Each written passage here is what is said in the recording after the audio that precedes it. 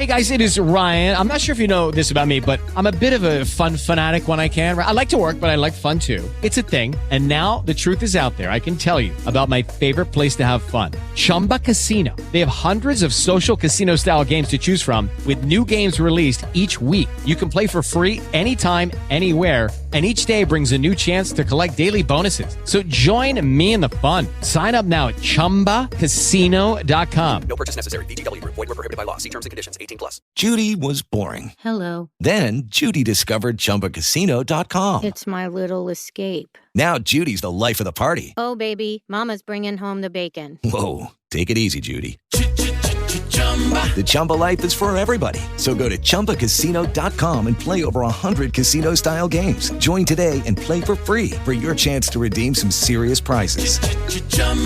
ChumbaCasino.com. No purchase necessary. Void where prohibited by law. 18+. Terms and conditions apply. See website for details. Hey, this is Tyler with Black Diamond Softball and Fitness, and this is Foul Pole to Foul Pole Daily.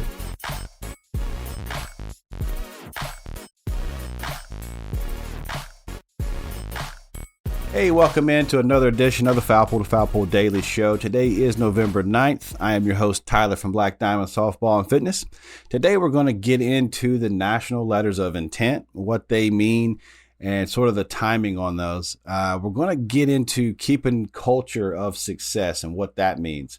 What does it mean for me to keep a culture of success? And we're going to talk about our ACT scores and our SAT scores and why they matter as far as acceptance and what that could mean as far as courses that you'll end up having to take as you get into college. So yesterday was the initial day to sign their national letters of intent to go play college ball at Division I and Division II levels. It's just the initial day. There is it's November, so you're looking at about 10 more months that they can actually sign to play. So, it's not just about the athletics. It's about finding that right fit at the school financially. There's a lot that goes into it. It's not just athletic scholarships. There are grants. There are academic scholarships. There's a lot of different things that go into it. So kudos to those athletes that did find their right fit. And hopefully it is the right fit over the next 4 or 5 years for them, depending on what course they're taking, what major that they're going into. So essentially it's a 40-plus year commitment versus just that 4 year that us on the outside look at. And we'll see Susie down the street and go, oh, wow, she just signed to go play softball at whatever college. And then, of course, you have your opinion on it. But I can tell you that your opinion does not matter. You don't know their situation in and out. You don't sit at their dinner table. So let's try to keep judgment to a minimum and just congratulate them on their journey. If it does have an effect on you, check yourself in the mirror because you weren't there through the process with them and you don't know the ins and outs of it. So kudos to them for, running their race. And that's what it comes down to. It's their decision. It's their family. So proud of them.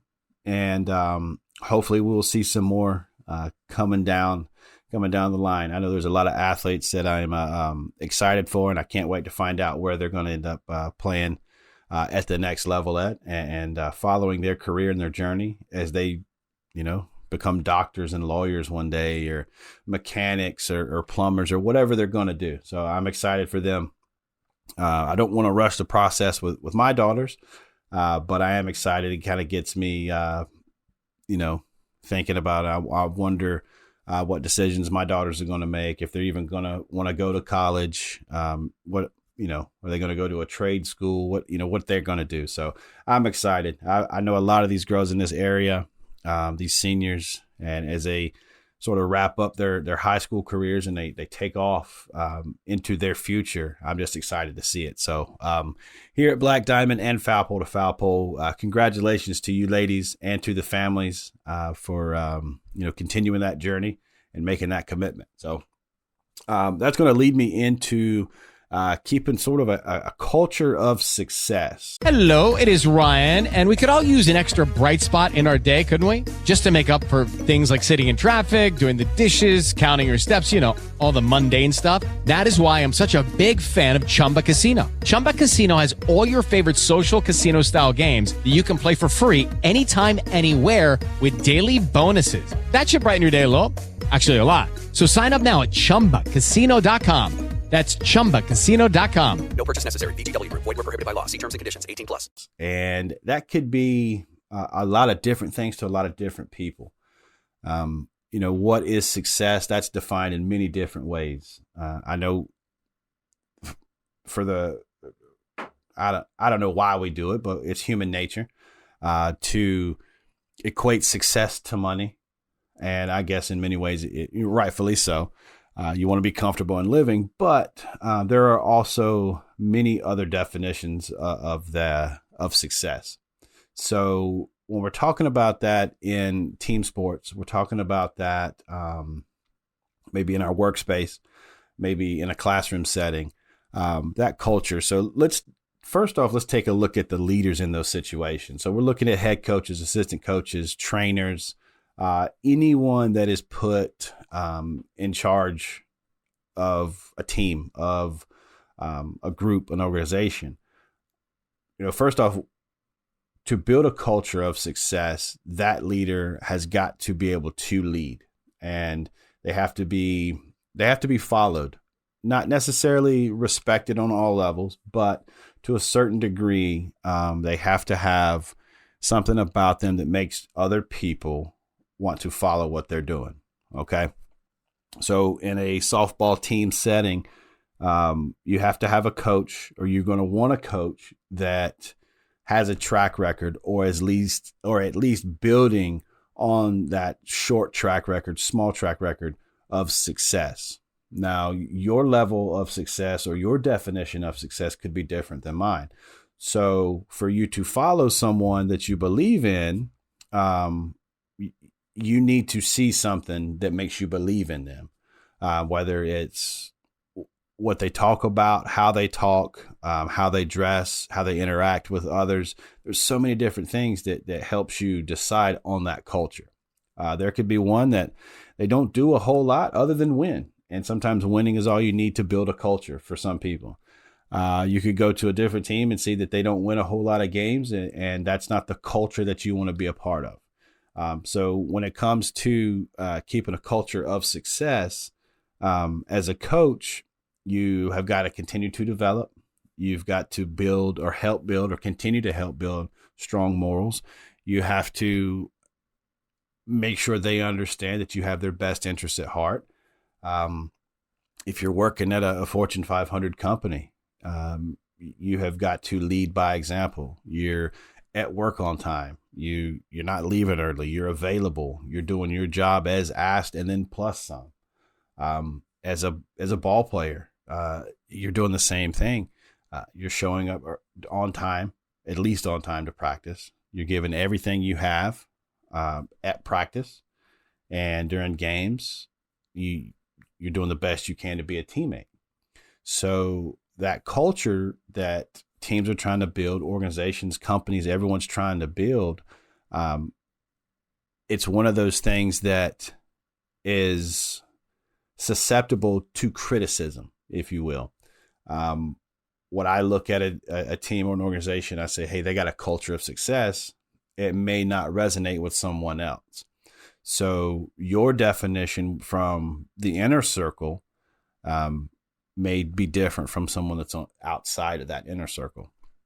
So if you're trying to attract people to be a part of what you're doing, if you're trying to build a culture somewhere, change the mindset, change the culture, you've got to start somewhere. It's going to be slow. It's going to be, you're going to have those days where you're like, man, what am I doing? This just isn't work for me. You have to continue your course. Okay. If one person believes in you, build on that. If you've got, one group of people that just, they understand what you're doing, how you're doing it. It could be small. It could be a team. And right now you just started a team and you've only got 5 or 6 players and you're still trying to build that culture. it takes time.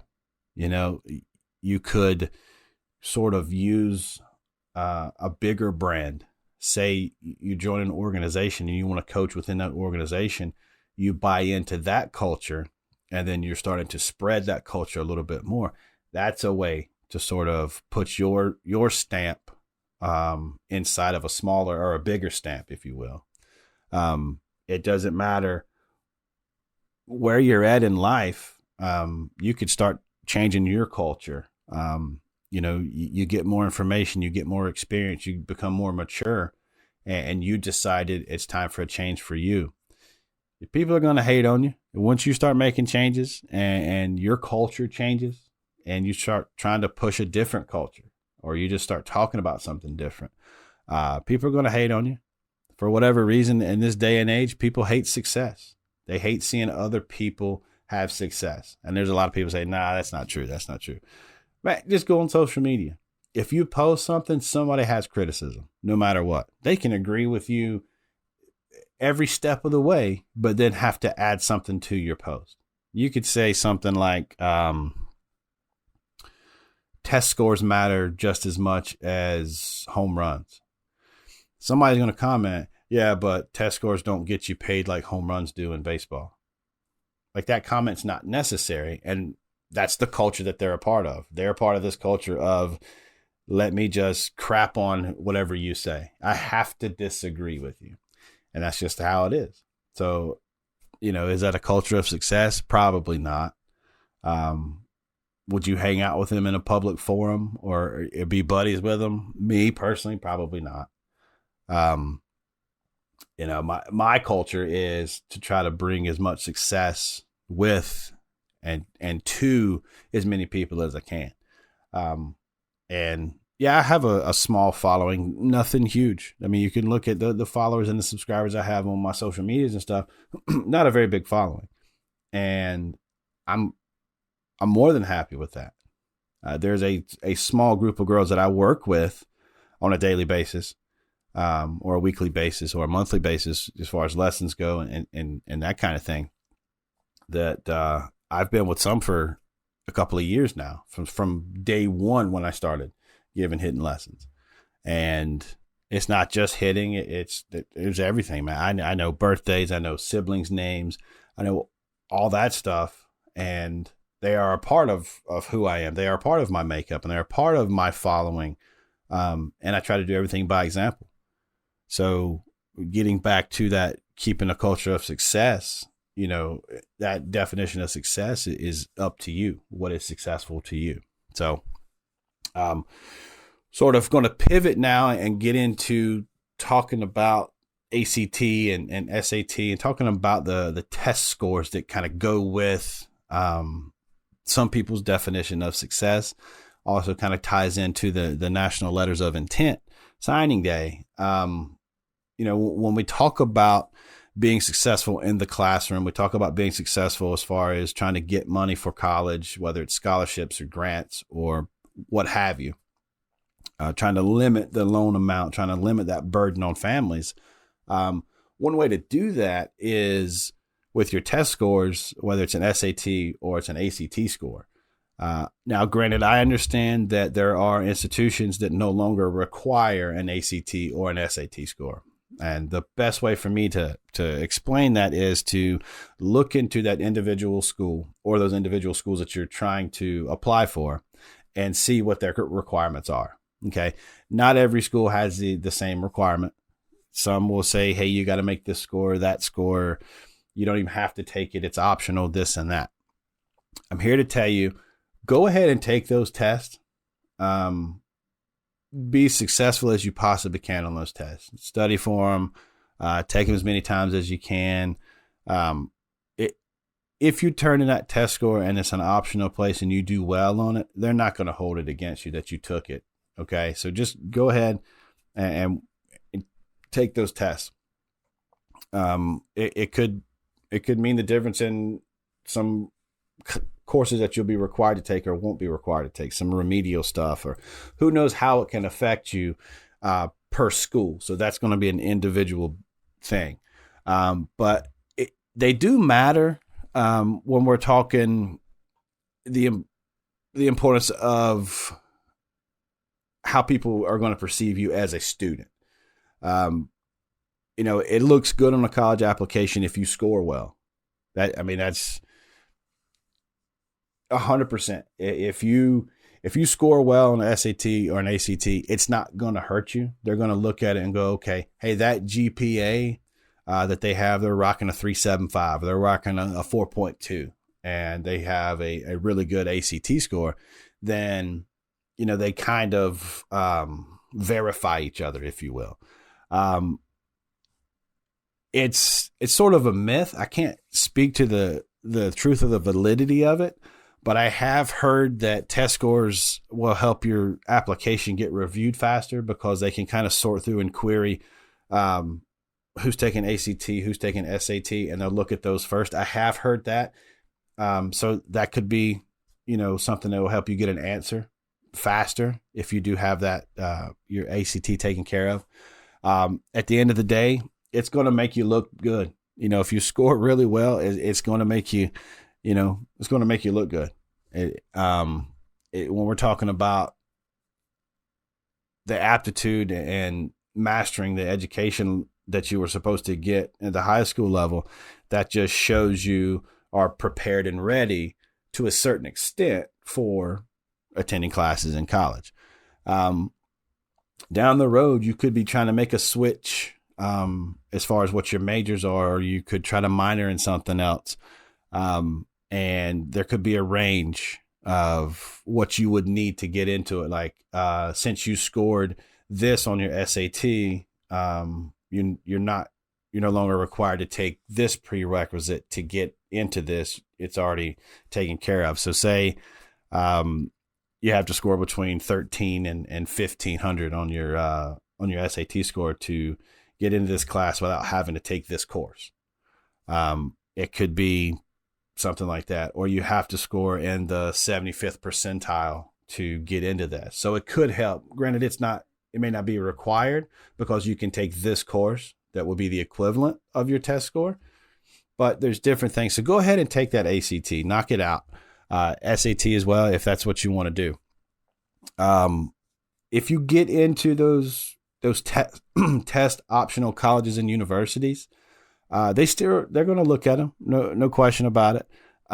Submit your high test score. Just let them see, hey, I went ahead and took this. I know it's optional, but boom, I went ahead and did this.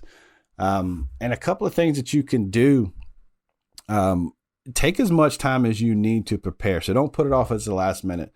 Don't all of a sudden look for, okay, I need to take my SAT score. When can I take it? And then it's like in like 2 days, and then, prepare yourself for it. Go ahead and start now looking, where can I go? When is it available? How do I even get in touch with someone that can proctor, or, where do I even go? So I would start with that guidance counselor to find out, hey, I'm looking to go to college in a year or two. I want to start preparing for the SAT and the ACT, and start that journey, start that process. Okay. There are more selective colleges that are out there for you that you could qualify for just based on your test. So do the best you can. Do the absolute the best you can. There are different policies that go into taking these tests, when you can take them, where you have to take them at, what grades you're in. So do your research. Okay. There are a lot of programs out there that will help you with your ACT, SAT scores and prep, and sort of give you a step-by-step on how to be successful when you do take these tests. So I guess it's sort of a roundabout way talking about the ACT. Granted, like I said, you don't have to take them. You don't have to. It's not a requirement for every single school that you're looking into. But it will benefit you to sort of verify your GPA and verify your grades by taking that ACT score. It just looks better, if you will. So, again, kudos to those young ladies that signed their national letters of intent. That's sort of helping spread that culture of success. And in the classroom, man, Let's continue knocking out those high GPA scores. Let's continue knocking out those SATs and ACTs and continue doing the best that you possibly can. We will be back here tomorrow dropping a brand new Foul Pole to Foul Pole Daily. If you haven't shared this with a friend yet, please do so. If you would, hit that like button over here on the YouTube channel. If you haven't subscribed yet to the YouTube channel, please do so. It's just a click. Doesn't cost you anything. Helps out the algorithm for me. Help me push this information out to others. And I get it. This information is not for everybody, but it does mean something to those that do listen and pay attention to it. So try to push this as best you can. Over on the audio side, whether you're checking us out on Amazon or Apple Podcast, iHeart, Spotify, I appreciate you guys listening over there in the car. Maybe it's at work. It's awesome that I run into people or I'll get messages from people say, hey, man, I just found your podcast on Amazon. Keep it up. Makes me feel good. And it helps sort of tell me that, hey, you're doing something right here. You're affecting others in a good way. So I love that. I'm all about that. So if you know somebody that likes this type of stuff and they haven't found me yet, please share it. And when you do, you're telling me love them.